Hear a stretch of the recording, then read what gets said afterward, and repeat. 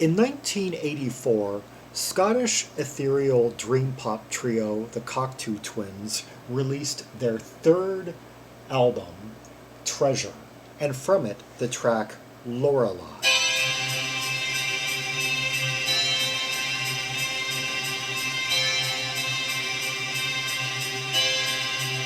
Okay, hearing some like electronic piano, it sounds like,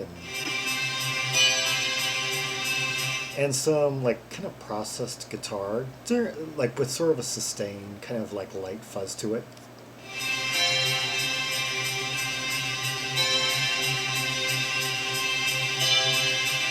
It sounds like some like guitar tone that's been like recorded and then fed through this like loop because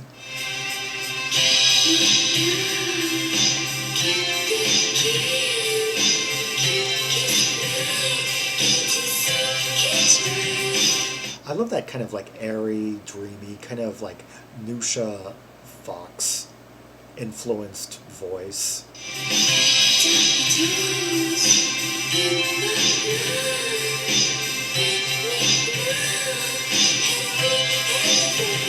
That is quite a vocal melody that she's giving this. She's really she's adding because the backdrop is kind of like monochordal so far, but she just does like this gradually like rising vocal line that creates quite the earworm. I wonder if she's actually said anything yet.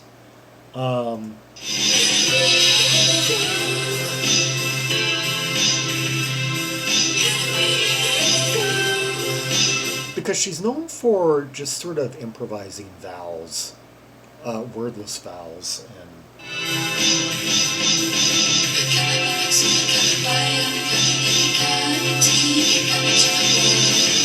okay, I think I heard the word can't being formed because there are lyrics to this. I just didn't know when they began. When the wordless, yeah, okay.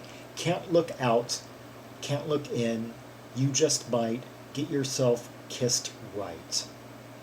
Out of the doors, in the light, we'll make love, and then we can go.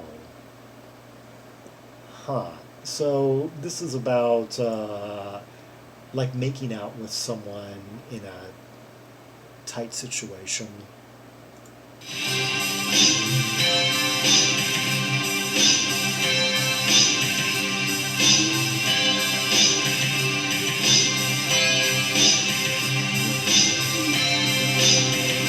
It's basically C with an emphasis on the fifth in C, G.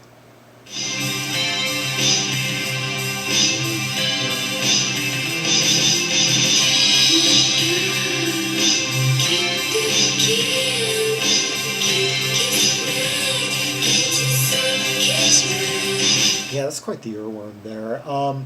Yeah, I cannot make out what she's saying when she's saying it, so I'm just going to assume that these are the verses that we're hearing.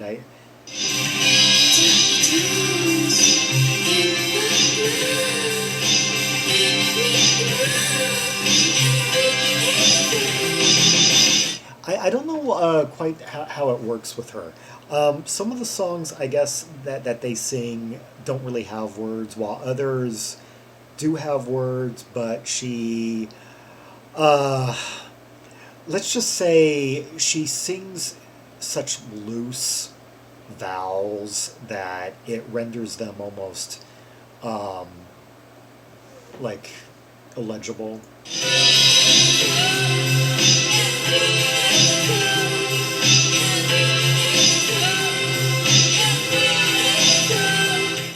Almost into surf. Okay, I was hearing I was hearing the word go, so I take it that we're at the part where she says, and we can go, then we can go, yeah.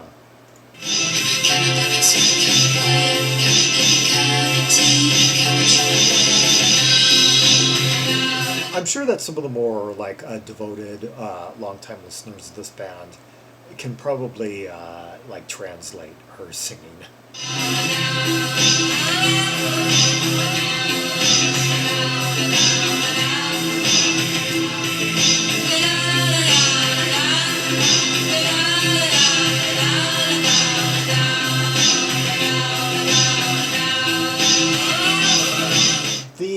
instrumentation behind her is almost kind of like this sort of foggy. It all just there's very little tonal separation of instruments, but then again, there's perhaps only like three instruments going on at any given time. Like, and let's see, played. Well, I'll get to that later.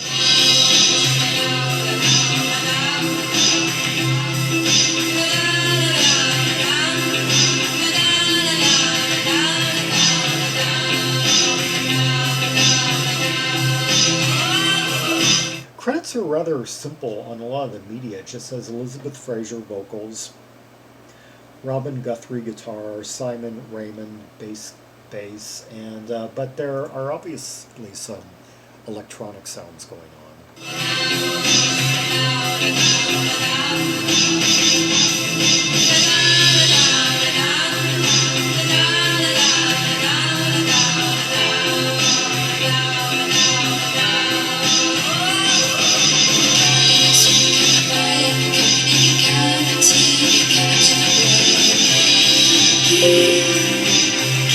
The main appeal here really is just the overall kind of dreamy, frosty, kind of icy vibe, and the way that her sort of like lucid, like, well, part lucid, part like seductive, airy vocals just kind of spice things up.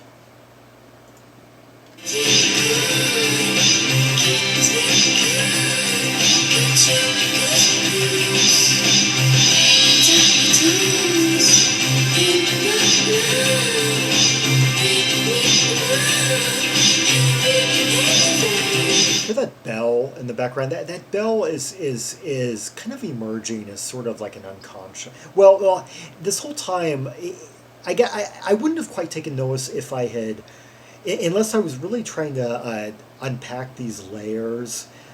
But I believe it kind of has sort of an unconscious effect, like it's repetition. It even if you're not taking conscious notice, it might be one of the things that will play back in your head.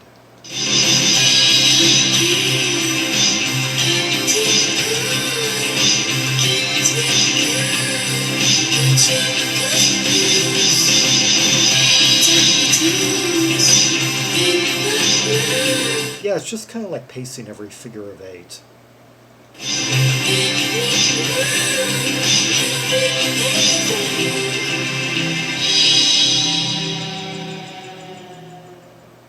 That was Lorelei by Cocteau Twins from their 1984 release Treasure. Yeah, their third album on the 480 label. Let's hear another track from the album. Well, actually, before I do that, let's aim more to the lyrics that can't look out, can't look in, you just might get yourself kissed right. Same as the first verse. We're covered by the sacred fire, then you cut me to the bone. Without a doubt, we're covered by sacred. Is there any significance in this? Well, it might be inspired by the 1824 Heinrich Heine novel, The Lorelei. But, yeah. Anyway, I'm pretty sure some of you English lit majors might, or like ethereal music buffs might be able to point out some of the meaning that I may have missed. Let's go to another track. This title, Aloysius.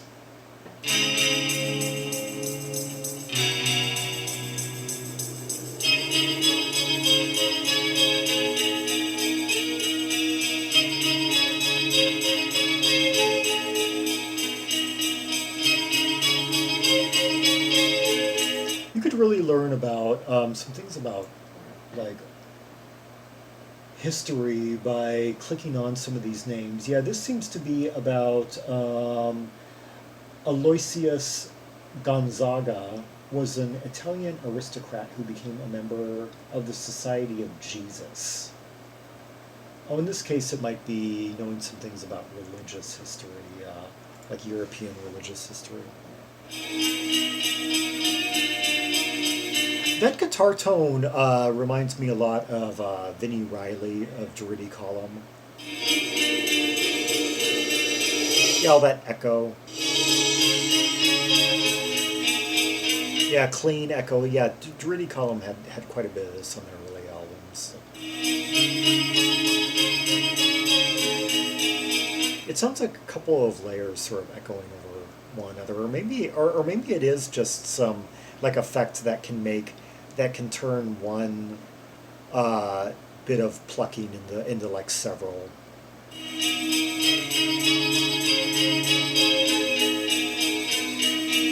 Or there's quite a bit of like harmonic variation. I mean, I'm hearing, I'm here, basically I'm hearing the same thing kind of like on a high note, then like on a mid note, and just all kind of like fading in and out like this.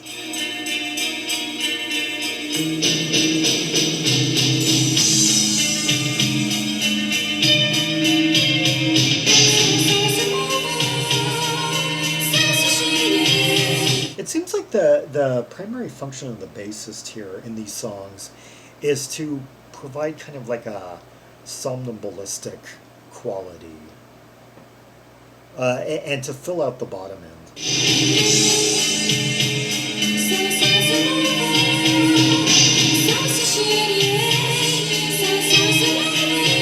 Yeah, the bass is really murky. It's just kind of.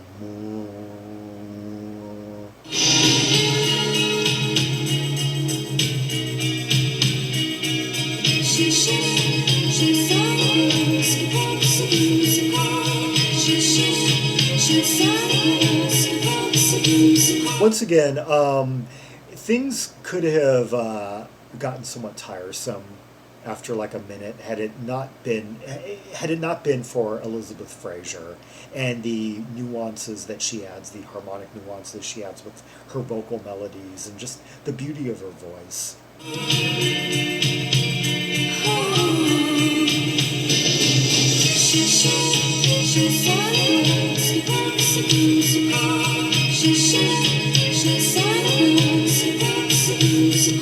Okay, now this time she might actually be singing just made up, just random syllables. Although there is an omelet on the O of this word shown, so that is that actually a German word or lovely? Yeah, I mean that's I guess German for lovely. Let's see. Senescence is a fancy way to. Okay. Aging lovely. Yeah. Let's see. Samara, senescent shown. Samara, senescent shown. She should have. She's tired of both. Skapum, Saku, Sapo. She should have. She's tired of both. Huh. Let's see. Some Latin words in here. Yeah. Scapum, Sapo.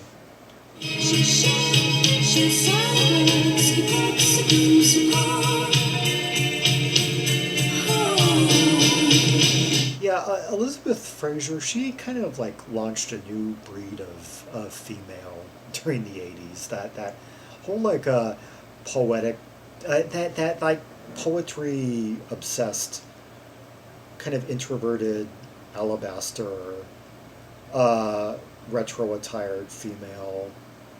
That like emerged like around this time. Yeah, with like 20s hair, 1920s, 1930s hair, and like vintage, like kind of like modest clothes, harkening back to that era. Yeah, presaging the big cult resurgence of like Louise Brooks. Yeah, women like that didn't exist during the 1970s. There was no equivalent, I don't think, during that era.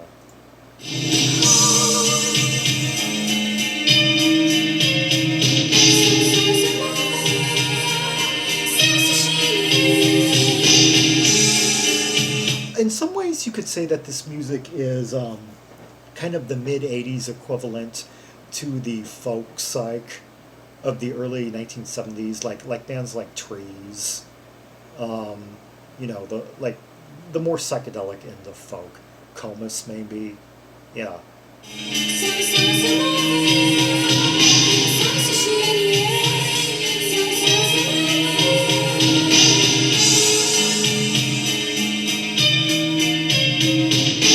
That piano is a nice kind of light touch accent.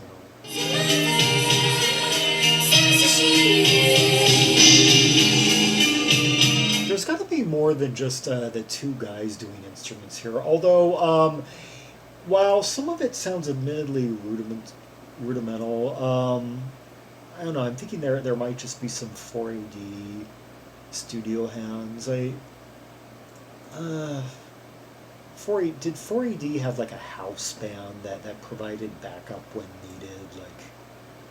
There's very little information given on any of the entries on Discogs or anywhere about who played what on this album.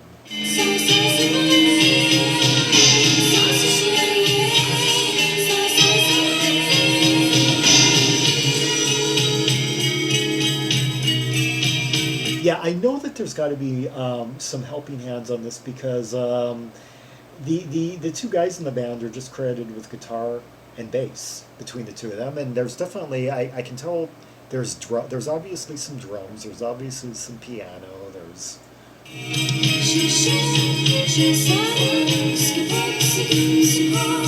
that vocal melody right there, I'd say is the ultimate earworm of the track. Yeah, the way she just kind of like flares up and.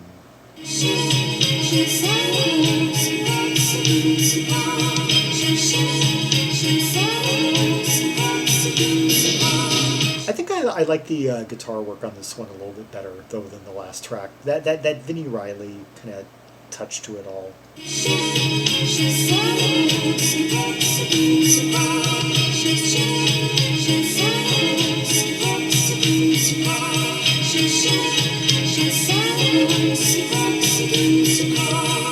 So much of this is just kind of it's amazing that they could create like an interesting sound with such admittedly kind of entry level skills on their instruments. I mean, I'm just imagining that these two guys are probably wouldn't be up for the challenge of. But then again, that's not really the point. They're coming from this angle of music making where they're trying to explore sound creation, and so they perhaps that's all they need really is an imagination and a willingness to explore what kind of sounds that certain pedals, certain effects, and are capable of giving them.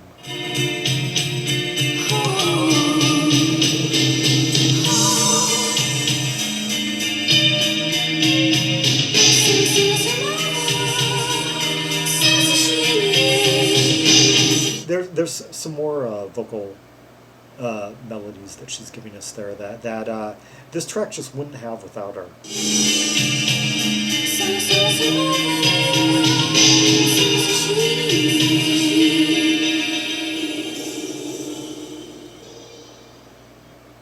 That was Cocteau Twins with Aloysius. Sorry if I didn't quite pronounce that name right. Yeah, caught me a little off guard. It just looked like all of the tracks on this album are just single names. I guess they were kind of, let's see, what does it say about anything about the concept of this album? I couldn't quite find that on the wiki page, or couldn't quite get to that sentence if it deals with that anyway. Yeah, two tracks from their 1984 third full-length album, Treasure. Before that, Lorelei. Yes. Cocteau Twins, a band with a somewhat interesting atmospheric musical vibe to them, but most importantly, a vocalist who really adds a lot of nuance and has just her own way of singing. And yeah, and was basically kind of like a new female archetype when she emerged. Yeah, yeah, yeah. I can't. She spawned many. She spawned a whole subculture. Yeah. For more rubies and sapphires from the catalog of Cocteau Twins, see the directory of albums by Scottish artists linked in the description below. Like and subscribe, follow me on social media, and share the video. And leave a comment if there are any observations you have about the two tracks we just heard, the sound shaping, the layers, the nuances of it all, the harmonic nuances, and most importantly, the vocals, Elizabeth Fraser's lovely voice, and the meaning of the lyrics, if you could read a bit more into them than I could, and the history behind them, the inspiration behind them. Yeah, I'm pretty sure this band has a very devoted cult following who have really, I'm pretty sure, have decoded these songs many times over, and this is one of the few videos I've done in recent memory where I kind of felt at a loss on certain levels. It's like, as someone who just has listened to thousands upon thousands of albums, but can't really and has worked through their discography and listened to each album, like half a dozen times or so. I wasn't necessarily into this band as a teenager. I knew a lot. I was hearing their name around a lot, but I can't quite claim to be as schooled in the band as I'm sure that thousands of people, and this might, I just to put that out there in case some hardcore Cocteau Twins fans happen upon this video and just want to like take me apart in a million different ways. Yeah, I'm full disclosure here. Yeah. Until next time, this is Zaragon, the world's most air travel tri maximalist, signing off.